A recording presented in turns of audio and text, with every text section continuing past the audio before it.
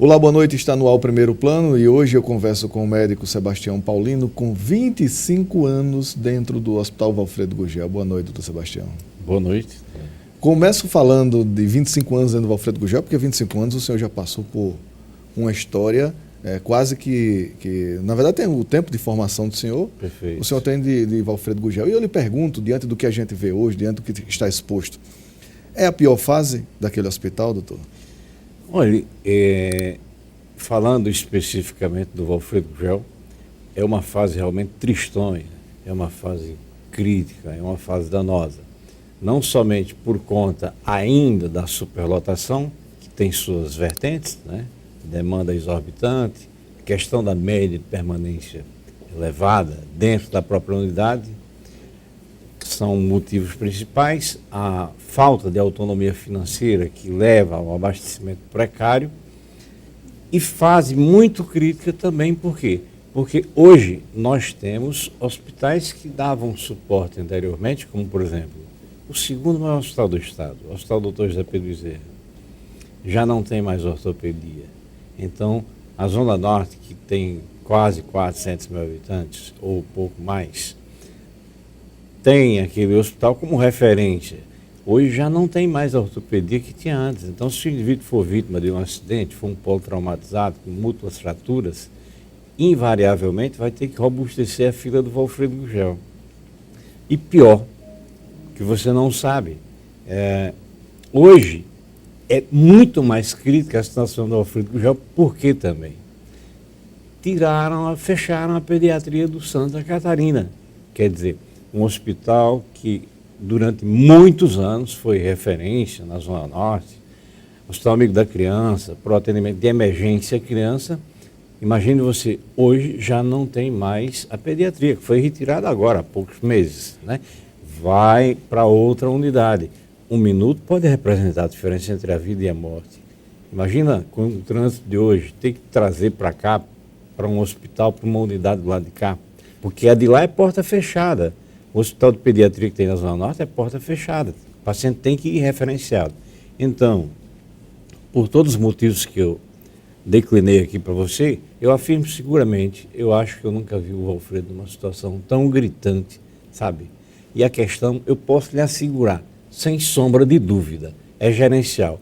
Não me refiro aos diretores do hospital. São criaturas que estão lá, laboram com afinco, mas existe uma política equivocada que vem de cima, infelizmente, uma política mal orientada que leva à situação do momento presente. As decisões que estão aparecendo, que a gente vem acompanhando, são decisões como essa que o senhor colocou.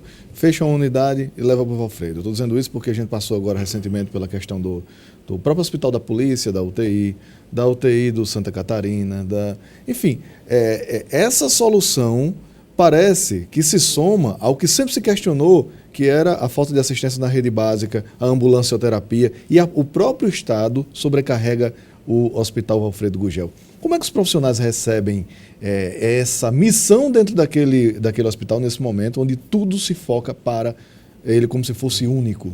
O que a gente vê hoje é desmotivação, a gente vê hoje o profissional inteiramente insatisfeito, ao ponto de, às vésperas de uma aposentadoria, faltando 2 ou 3 anos, pedirem para sair, deixarem o serviço público, simplesmente deixarem o serviço público.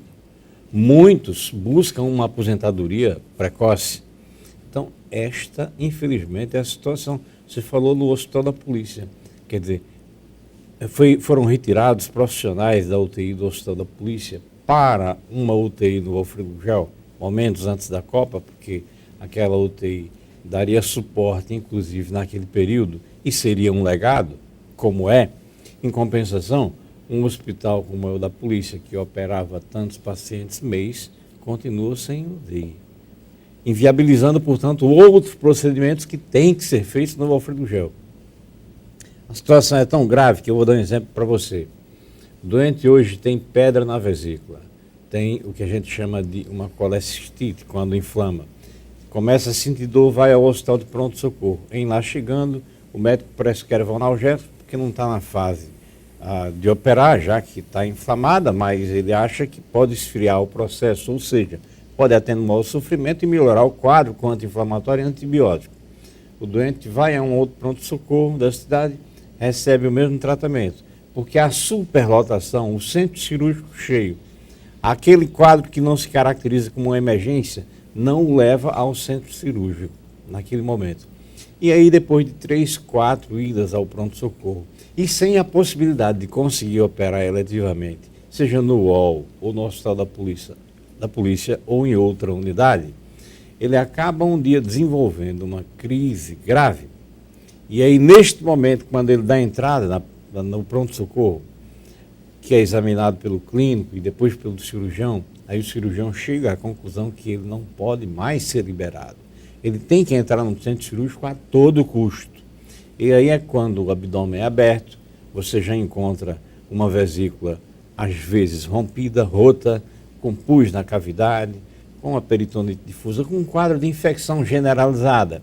Aí é quando o doente passa a precisar do leito de UTI, que muitas vezes não acontece. Aí é quando o doente, infelizmente, em algumas situações, tem êxito, tem uma evolução letal. O Valfredo Gurgel hoje é um hospital que vive em um estado de guerra? Sim.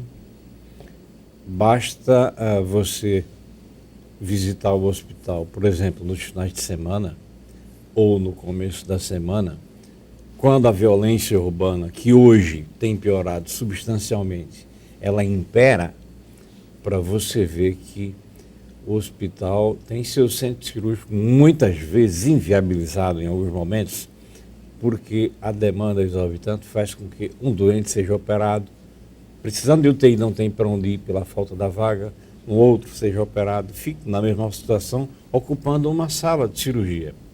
Já tivemos dias em que, caso chegasse um doente, não poderia ser operado no centro cirúrgico. É porque Deus existe, sabe? Deus vive ali, ajuda, de tal sorte que nesses momentos não acontecem acidentes com múltiplas vítimas, quer dizer, há sempre a possibilidade de um jeitinho. Hoje, se o Estado passar por um desastre, onde um grande número de pessoas precise ser encaminhada para o hospital, o nosso Estado não tem condições de administrar um processo como esse?